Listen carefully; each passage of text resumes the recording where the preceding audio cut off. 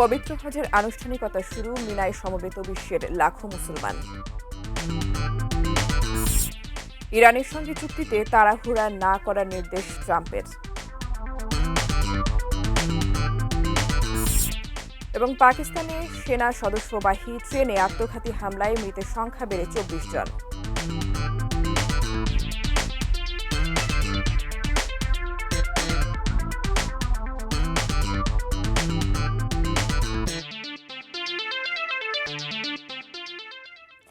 এটি নিউজ দেখছেন। আমন্ত্রণ জানাচ্ছি অ্যারাউন্ড দ্য ওয়ার্ল্ডের, সঙ্গে আছি ফারহিন টুম্পা। এতক্ষণ শিরোনাম শুনছিলেন।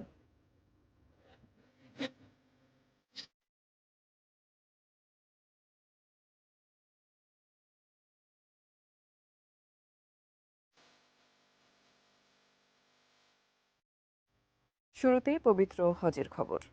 মুসলিম উম্মার মহামিলন পবিত্র হজের মূল আনুষ্ঠানিকতা শুরু হয়েছে আজ থেকে। আল্লাহর মেহমানদের লাব্বাইক ধ্বনিতে মুখরিত এখন মিনা প্রান্তর।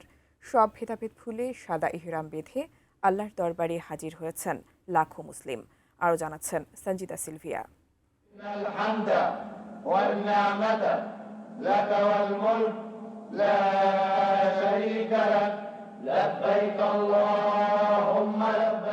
লাব্বাইক আল্লাহুম্মা লাব্বাইক, অর্থাৎ হে আল্লাহ, তোমার দরবারে হাজির।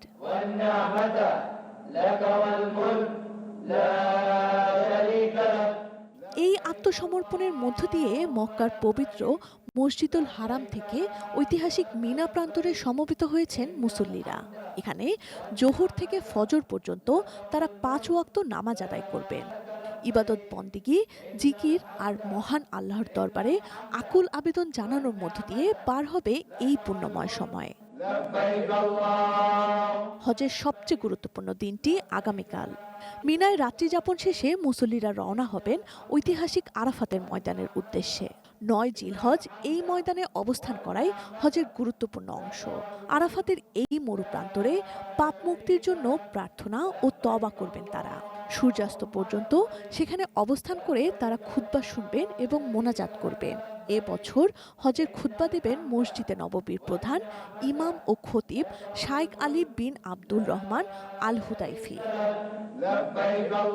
খুতবা শেষে একই জামাতে জোহর এবং আসর নামাজ আদায় করে সূর্যাস্তের পর মুসল্লিরা রওনা হবেন মুজদালিফার দিকে। খোলা আকাশের নিচে রাত কাটিয়ে সংগ্রহ করবেন ছোট ছোট পাথর বা নুড়ি।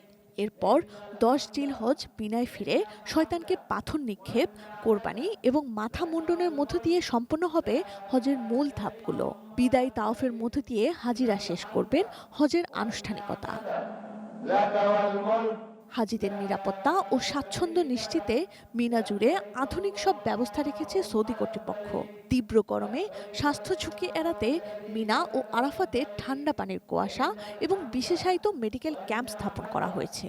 বিনা অনুমতিতে মক্কায় প্রবেশ রোধে ড্রোনের মাধ্যমে আকাশপথে নজরদারির পাশাপাশি সিসিটিভি ক্যামেরায় আধুনিক প্রযুক্তি ব্যবহার করা হচ্ছে। Sanjida Sylvia, desk report, ATN news. ইরানের সঙ্গে চুক্তি করতে আলোচকদের তাড়াহুড়া না করার জন্য নির্দেশ দিয়েছেন মার্কিন প্রেসিডেন্ট ডোনাল্ড ট্রাম্প। নিজের সামাজিক যোগাযোগ মাধ্যম ট্রুথ সোশ্যালে রোববার ট্রাম্প লিখেছেন, ইরানের সঙ্গে সুশৃঙ্খল ও গঠনমূলকভাবে আলোচনা এগোচ্ছে, তবে উভয় পক্ষকেই সময় নিয়ে বিষয়টি সঠিকভাবে সম্পন্ন করতে হবে। একই সঙ্গে চুক্তি সম্পন্ন ও স্বাক্ষরিত না হওয়া পর্যন্ত ইরানের ওপর যুক্তরাষ্ট্রের আরোপিত নৌ অবরোধ পূর্ণ শক্তিতে বহাল থাকবে বলেও ঘোষণা দেন তিনি। ট্রাম্প আরও বলেন, ইরানকে অবশ্যই বুঝতে হবে যে তারা পারমাণবিক অস্ত্র তৈরি করতে পারবে না। এক কর্মকর্তার বরাতে রয়টার্স জানায়, যুক্তরাষ্ট্র তার নৌ অবরোধ তুলে নেওয়ার এবং ইরানের উচ্চ সমৃদ্ধ ইউরেনিয়াম নিষ্পত্তি করার বিনিময়ে হরমুজ প্রণালী খুলে দিতে তেহরান নীতিগতভাবে সম্মত হয়েছে। মার্কিন গণমাধ্যমের তথ্য অনুযায়ী আলোচিত এই চুক্তিতে 60 দিনের যুদ্ধবিরতি সম্প্রসারণ, হরমুজ প্রণালী আবার খুলে দেওয়া এবং ইরানের পারমাণবিক কর্মসূচি নিয়ে আরও আলোচনার বিষয় অন্তর্ভুক্ত হয়েছে।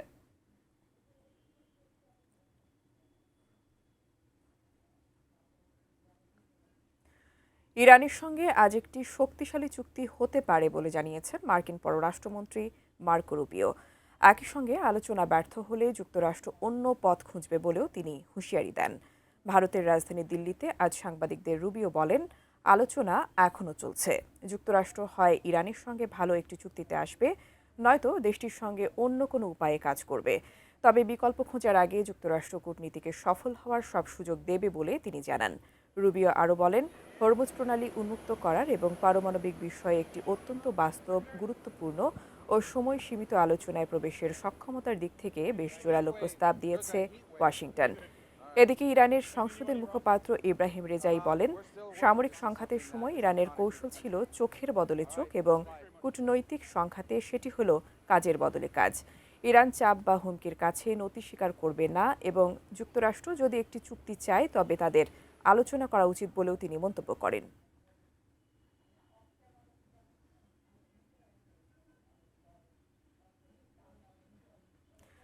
প্রায় ৩ মাস আটকে থাকার পর তরলীকৃত প্রাকৃতিক গ্যাসবাহী দুটি ট্যাঙ্কার আজ সোমবার হরমুজ প্রণালী পার হয়েছে। শিপিং তথ্য অনুযায়ী ট্যাঙ্কার দুটি পাকিস্তান ও চীনে যাচ্ছে। এর আগে গত শনিবার ইরাকের অপরিশোধিত তেল পরিবহনবাহী একটি সুপার ট্যাঙ্কারের পারস্য উপসাগর পার হয়েছে। হরমুজ প্রণালী দিয়ে বিশ্বের 20% তেল ও তরলীকৃত প্রাকৃতিক গ্যাস পরিবাহিত হয়। গত 28 ফেব্রুয়ারি যুক্তরাষ্ট্র ইসরায়েল যৌথভাবে ইরানে আগ্রাসন চালায়। পাল্টা জবাবের অংশ হিসেবে ইরান হরমুজ প্রণালী দিয়ে নৌযান চলাচল কার্যত বন্ধ করে দেয়। হরমুজ প্রণালী দিয়ে নৌযান চলাচলের জন্য ইরান একটি ট্রানজিট রুট নির্ধারণ করে দিয়েছে। চলতি মাসে ওই রুট দিয়ে কয়েকটি সুপার ট্যাঙ্কার পার হয়েছে। গত সপ্তাহে 3টি ভেরি লার্জ ক্রুড ক্যারিয়ার মোট 60 লাখ ব্যারেল অপরিশোধিত তেল নিয়ে চীন ও দক্ষিণ কোরিয়ার দিকে যাত্রা করেছে।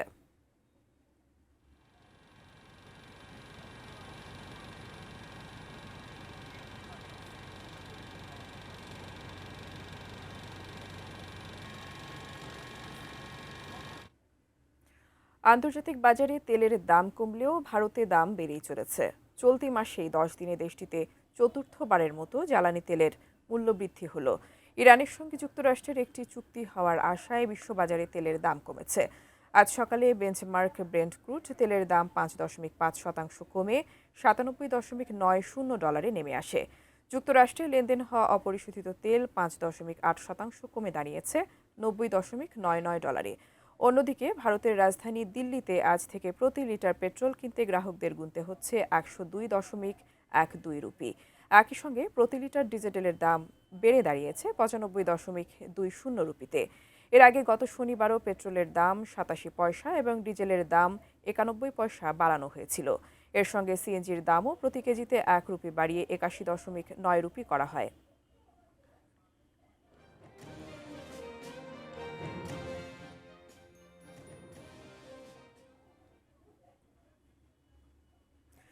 পাকিস্তানের সামরিক বাহিনীর সদস্যদের বহনকারী একটি ট্রেনে আত্মঘাতী বোমা হামলায় মৃতের সংখ্যা বেড়ে দাঁড়িয়েছে 24। আহত হয়েছেন আরও 70 জন। পাকিস্তানের পুলিশ জানায়, রোববার দেশটির নিরাপত্তা কর্মী ও তাদের পরিবারের সদস্যদের বহনকারী ট্রেনটি ঈদের ছুটিতে কোয়েটা ক্যান্টনমেন্ট স্টেশন থেকে যাত্রা শুরু করে। ট্রেনটি ছাড়ার সাথে সাথেই ভয়াবহ বোমা বিস্ফোরণ হয়। এতে ট্রেনের কয়েকটি বগি উল্টে গিয়ে আগুন ধরে যায়। রেল লাইনের পাশের বেশ কয়েকটি বাড়ি ও ভবনও মারাত্মকভাবে ক্ষতিগ্রস্ত হয়। কোয়েটার সরকারি হাসপাতালগুলোতে জরুরি অবস্থা ঘোষণা করা হয়েছে। চিকিৎসক ও অন্যান্য স্বাস্থ্যকর্মীদের দায়িত্বে থাকার নির্দেশ দেওয়া হয়েছে। বিচ্ছিন্নতাবাদী গোষ্ঠী বেলুচিস্তান লিবারেশন আর্মি এই হামলার দায় স্বীকার করেছে। কয়েক দশক ধরে স্বাধীনতার দাবিতে আন্দোলন করে আসা সশস্ত্র এই গোষ্ঠী বলেছে, তাদের সদস্যরা সেনা ও তাদের পরিবারকে লক্ষ্য করে ট্রেনে আত্মঘাতী বোমা বিস্ফোরণ ঘটিয়েছে। পাকিস্তানের প্রধানমন্ত্রী শাহবাজ শরীফ হামলার নিন্দা জানিয়ে বলেছেন, এমন কাপুরুষোচিত কাজ পাকিস্তানের জনগণের সংকল্পকে দুর্বল করতে পারবে না।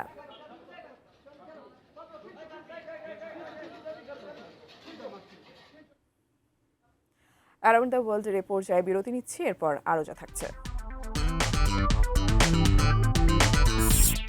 বার্লিন উৎসবের 30 বছর পূর্তি, রাজপথে নানা জাতি সংস্কৃতির লাখো মানুষ। ফিলিপাইনে নির্মাণাধীন ভবন ধসে 3 জনের প্রাণহানি।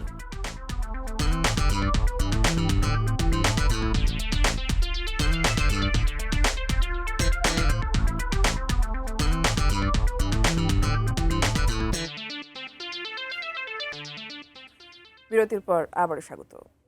আন্তঃসংস্কৃতি উৎসব উপলক্ষে রোববার বার্লিনের রাজপথে নেমেছিল নানা জাতি সংস্কৃতির লাখো মানুষের ঢল। জার্মান ভাষায় এই উৎসবের পোশাকি নাম কার্নিভাল ডের কুলটুর এবার এই উৎসবে ৩০ বছর পূর্তি হলো। জার্মানিতে বর্ণবাদ, জাতি বৈষম্য, বিশেষ করে এখানে বসবাসরত অভিবাসীদের প্রতি বিদ্বেষের বিরুদ্ধে সাংস্কৃতিক প্রতিরোধের অংশ হিসেবে ১৯৯৬ সালে শুরু হয়েছিল এই কার্নিভাল। শুরুতে উৎসবটি ছিল প্রতীকী সাংস্কৃতিক প্রতিবাদ। সেই প্রতীকী সাংস্কৃতিক প্রতিবাদ এখন বিশ্ব সংস্কৃতির মহামিছিলে পরিণত হয়েছে। উৎসব উপলক্ষে রোববার বার্লিন শহরের প্রাণকেন্দ্র ফ্রাঙ্কফুর্ট এভিনিউ থেকে কার্ল মার্কস এভিনিউ পর্যন্ত প্রায় ৫ কিলোমিটার রাস্তা জুড়ে বিশ্ব সংস্কৃতির মেলা বসেছিল। বার্লিনের টাগেস স্পিগেল পত্রিকা বলছে, এদিন রাস্তার দুই পাশে প্রায় ৮ লাখ মানুষের ঢল নেমেছিল। বরাবরের মতো প্রবাসী বাংলাদেশিরা অংশ নেন এই উৎসবে। নিজস্ব সংস্কৃতির রঙিন পোশাক আর নাচে গানে তারা বার্লিনের রাস্তা মাতিয়ে তোলেন। সবার নজর কাড়েন পুরান বিপুল করতালি ও সাংস্কৃতিক ২০২৫ সালে রেকর্ড সংখ্যক অভিবাসী জার্মান নাগরিকত্ব পেয়েছেন। জার্মানির সাপ্তাহিক পত্রিকা ভেল্ট আম জনটাগ জানিয়েছে, গত বছর কমপক্ষে ৩,০৯,৮৫২ জন জার্মান পাসপোর্ট পেয়েছেন। জার্মানির ইতিহাসে এই প্রথম এক বছরে এত সংখ্যক অভিবাসী নাগরিকত্ব পেলেন। আগের বছর ২০২৪ সালে পেয়েছিলেন ২,৯১,৯৫৫ জন। ২০২৪ সালের মাঝামাঝি জার্মানি নাগরিকত্ব আইনে বড় পরিবর্তন আনে। এর আগে জার্মান নাগরিকত্ব পেতে হলে অন্য দেশের নাগরিকত্ব ছেড়ে দিতে হতো এবং কমপক্ষে ৮ বছর জার্মানিতে বসবাস করতে হতো। নতুন আইনে দ্বৈত নাগরিকত্বের অনুমোদন দেওয়া হয়েছে এবং বাসস্থানের ন্যূনতম মেয়াদ ৫ বছরে নামিয়ে আনা হয়েছে। তারপর থেকে নাগরিকত্বের আবেদন দ্রুত বাড়তে শুরু করে। ২০২৪ সালে নাগরিকত্ব পাওয়া অভিবাসীদের সংখ্যা আগের বছর ২০২৩ সালের তুলনায় ৪৬% বৃদ্ধি পেয়েছিল। ২০২৫ সালে সেই বৃদ্ধির হার কিছুটা কমে ৬% দাঁড়িয়েছে। অ্যারাউন্ড দ্য ওয়ার্ল্ডের পর্যায়ে আবারও বিরতি নিচ্ছি, সঙ্গে থাকুন।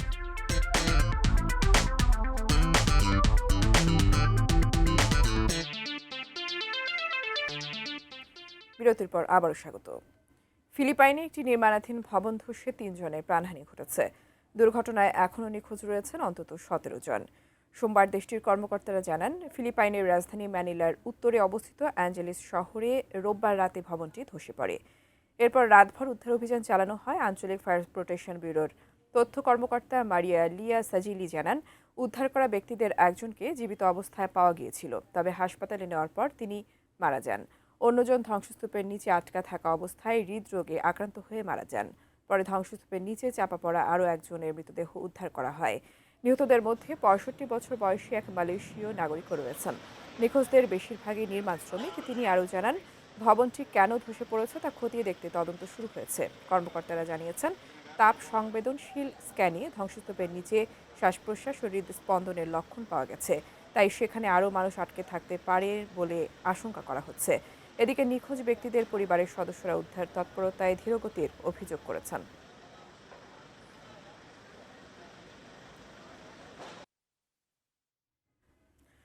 মার্কিন যুক্তরাষ্ট্রে আন্তর্জাতিক শিক্ষার্থীদের জন্য জনপ্রিয় অপশনাল প্র্যাকটিক্যাল ট্রেনিং বা ওপিটি কর্মসূচি নিয়ে তদন্ত শুরু করেছে দেশটির সরকার। তদন্তে প্রায় ১০,০০০ বিদেশি শিক্ষার্থী ও সংশ্লিষ্ট নিয়োগদাতাদের বিরুদ্ধে অনিয়মের অভিযোগ উঠেছে। ফলে যুক্তরাষ্ট্রে পড়াশোনা শেষে কাজের সুযোগ পাওয়া নিয়ে নতুন অনিশ্চয়তা তৈরি হয়েছে। যুক্তরাষ্ট্রের অভিবাসন ও শুল্ক প্রয়োগকারী সংস্থা এই তদন্ত পরিচালনা করছে। সংস্থাটি বলছে, ওপিটি কর্মসূচির মাধ্যমে ব্যাপক জালিয়াতি ও অপব্যবহারের প্রমাণ মিলেছে।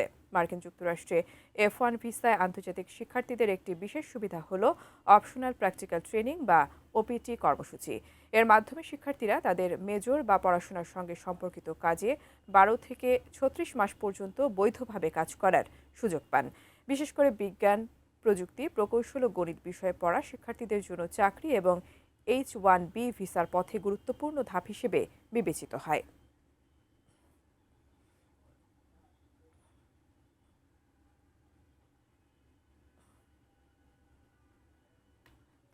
শেষ করছি আয়োজন, তবে তার আগে এক নজরে অ্যারাউন্ড দ্য ওয়ার্ল্ড।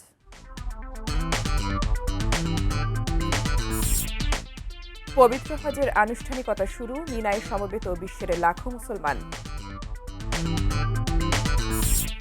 ইরানের সঙ্গে চুক্তিতে তাড়াহুড়া না করার নির্দেশ ট্রাম্পের। পাকিস্তানের সেনা সদস্যবাহী ট্রেনে আত্মঘাতী হামলায় মৃতের সংখ্যা বেড়ে ২৪। বার্লিন উৎসবের ৩০ বছর পূর্তি, রাজপথে নানা জাতি সংস্কৃতির লাখো মানুষ। এবং ফিলিপাইনে নির্মাণাধীন ভবন ধসে ৩ জনের প্রাণহানি।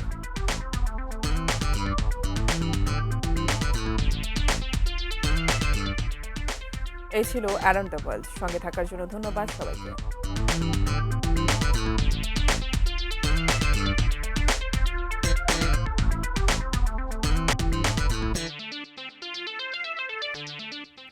বিরতির পর আবারও স্বাগত। ফিলিপাইনে একটি নির্মাণাধীন ভবন ধসে ৩ জনের প্রাণহানি ঘটেছে। দুর্ঘটনায় এখনও নিখোঁজ রয়েছেন অন্তত ১৭ জন। সোমবার দেশটির কর্মকর্তারা জানান, ফিলিপাইনের রাজধানী ম্যানিলার উত্তরে অবস্থিত অ্যাঞ্জেলিস শহরে রোববার রাতে ভবনটি ধসে পড়ে। এরপর রাতভর উদ্ধার অভিযান চালানো হয়। আঞ্চলিক ফায়ার প্রোটেকশন ব্যুরোর তথ্য কর্মকর্তা মারিয়া লিয়া সাজিলি জানান, উদ্ধার করা ব্যক্তিদের একজনকে জীবিত অবস্থায় পাওয়া গিয়েছিল, তবে হাসপাতালে নেওয়ার পর তিনি মারা যান। অন্যজন ধ্বংসস্তূপের নিচে আটকা থাকা অবস্থায় হৃদরোগে আক্রান্ত হয়ে মারা যান। পরে ধ্বংসস্তূপের নিচে চাপা পড়া আরও একজনের মৃতদেহ উদ্ধার করা হয়। নিহতদের মধ্যে ৬৫ বছর বয়সী এক মালয়েশীয় নাগরিকও রয়েছেন। নিখোঁজদের বেশিরভাগই নির্মাণ শ্রমিক। তিনি আরও জানান, ভবনটি কেন ধসে পড়েছে তা খতিয়ে দেখতে তদন্ত শুরু হয়েছে। কর্মকর্তারা জানিয়েছেন, তাপ সংবেদনশীল স্ক্যানে ধ্বংসস্তূপের নিচে শ্বাস প্রশ্বাস ও হৃদস্পন্দনের লক্ষণ পাওয়া গেছে। তাই সেখানে আরও মানুষ আটকে থাকতে পারে বলে আশঙ্কা করা হচ্ছে। এদিকে নিখোঁজ ব্যক্তিদের পরিবারের সদস্যরা উদ্ধার তৎপরতায় ধীরগতির অভিযোগ করেছেন।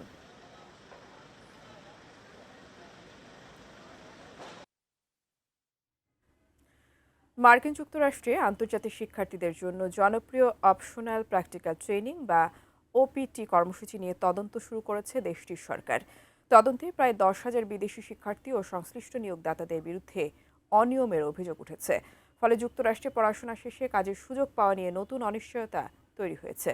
যুক্তরাষ্ট্রের অভিবাসন ও শুল্ক প্রয়োগকারী সংস্থা এই তদন্ত পরিচালনা করছে। সংস্থাটি বলছে, ওপিটি কর্মসূচির মাধ্যমে ব্যাপক জালিয়াতি ও অপব্যবহারের প্রমাণ মিলেছে। মার্কিন যুক্তরাষ্ট্রে F1 ভিসায় আন্তর্জাতিক শিক্ষার্থীদের একটি বিশেষ সুবিধা হল অপশনাল প্র্যাকটিক্যাল ট্রেনিং বা ওপিটি কর্মসূচি। এর মাধ্যমে শিক্ষার্থীরা তাদের মেজর বা পড়াশোনার সঙ্গে সম্পর্কিত কাজে ১২ থেকে ৩৬ মাস পর্যন্ত বৈধভাবে কাজ করার সুযোগ পান। বিশেষ করে বিজ্ঞান, প্রযুক্তি, প্রকৌশল ও গণিত বিষয়ে পড়া শিক্ষার্থীদের জন্য চাকরি এবং H1B ভিসার পথে গুরুত্বপূর্ণ ধাপ হিসেবে বিবেচিত হয়।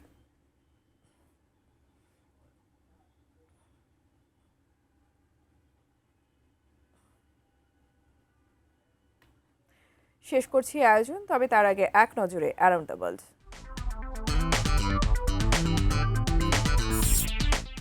পবিত্র হজের আনুষ্ঠানিকতা শুরু, মিনায় সমবেত বিশ্বের লাখো মুসলমান।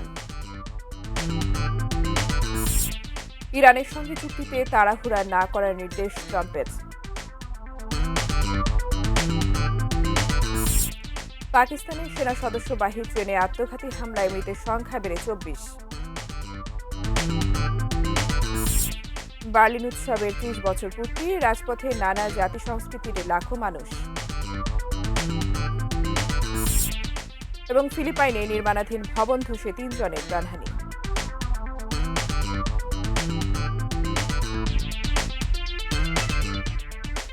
এই ছিল অ্যারাউন্ড দ্য ওয়ার্ল্ড। সঙ্গে থাকার জন্য ধন্যবাদ সবাইকে।